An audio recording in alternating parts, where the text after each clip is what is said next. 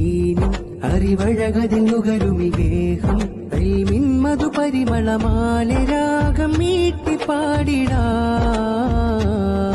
അഹദിൻ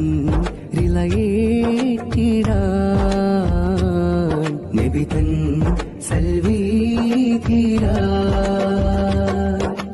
അറിവത് നുകരണ മനമത് നിറയണ പവിത്രമാം പുകള്